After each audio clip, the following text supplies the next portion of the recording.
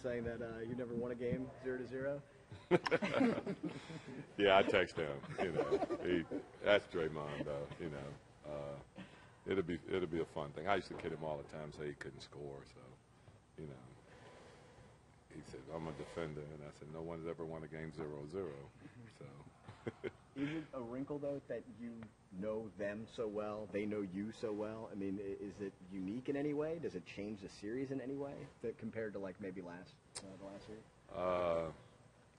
Belichick got a lot of assistants out there that know the Patriots well. It hadn't worked out well either, so I don't think you gain anything by it. Obviously I know tendencies and things like that, and so does Ian. But at the end of the day, it's about execution anyway. And there's not really any team that you don't know, a lot about it anyway. The only advantage you have is that you've been around the guys and you kind of know their tendencies individually and stuff like that. And as a team, we know just about everybody's tendencies in the league because everyone does such a great job of scouting the game. So.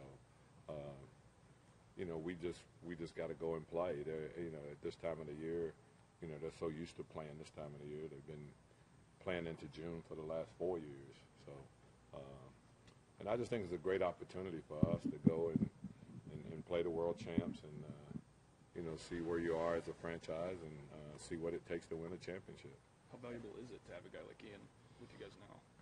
Oh, I think it's. I mean, he knows the players better than the coaches would know him anyway, and he's been around them, and he knows, mentally how the games affects them and stuff like that. But at the end of the day, we're playing a great team, And I told Steve that when you win 57 games and they talk about what a struggle you had this year, I think that's a real good sign as to where you are as a franchise.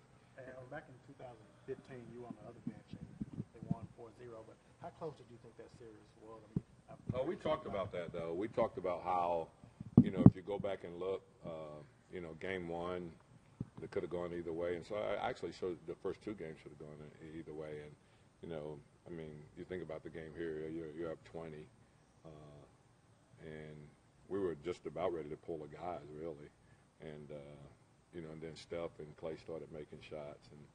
And then the fourth game, it's tough to recover from that one, the third game. But we thought it was a really, really competitive series that we had and prepared us for the next one, really.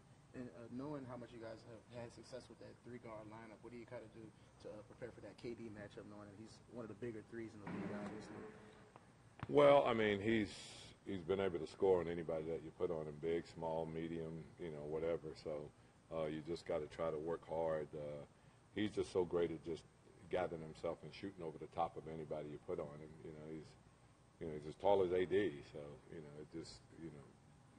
it's going to happen. I just think you got to try to do the best job you can, and you can't change everything that you're trying to do, and you got to understand that he doesn't just get 30 points on us. When you average 30 points, you got to get them on everybody else too. So great player. Been real clutch for them. I think if you watched the game last night, he made the biggest shot of the game when they needed it. So, and we understand that going in. We're playing against a great team that's been in the last three finals and won two of them. So you don't do that with one guy or two guys or three guys. You do that with collectively as a team, and they're really a great team.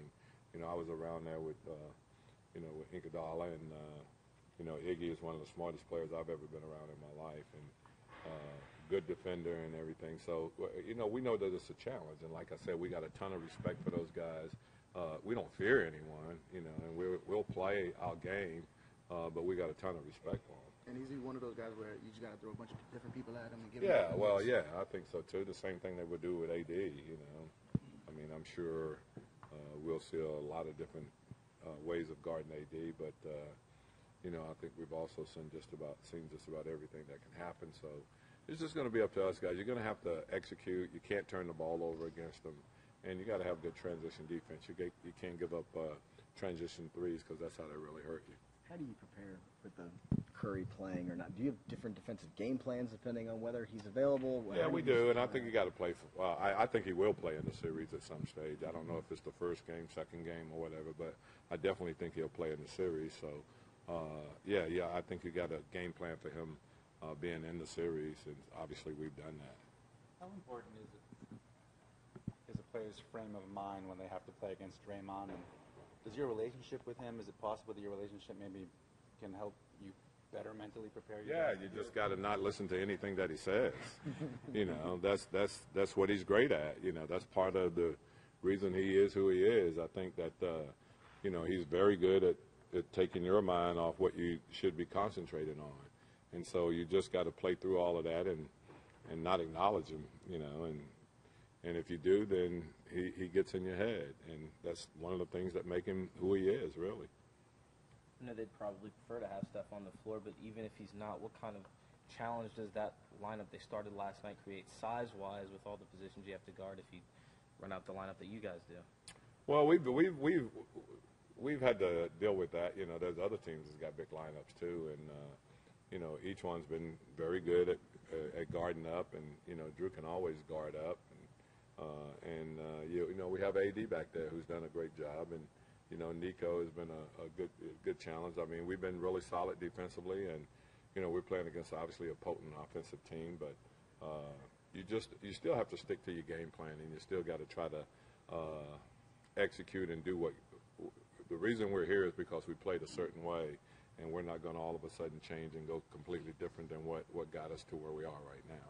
And Rondo and AD were joking about this yesterday, but what's it been like for you seeing this new fired-up version of Drew Holiday and the way he's kind of yelling at the crowd? Yeah, I mean, I was shocked, and I said to the official, I've been with him 3 years, and I've never, I can't remember when he ever gotten attacked, so I think it's good. I think it's good for him, and I think that, he still, I was standing right there when he talked to him. He still talked to the officials with so much respect, and I think they understand that, but he has expressed himself a little bit more, and I think that's good. Just with Draymond again, feel free to have a little fun with this, but how does one get as good as he is at what you said he's good at? It can't just, is it what he says or how he says it, or? It's just who he is. If you're around him enough, you would understand that. He's also the guy that posted a picture of me sleeping on the plane with my mouth wide open too. So, he just. He loves playing. He enjoys the game.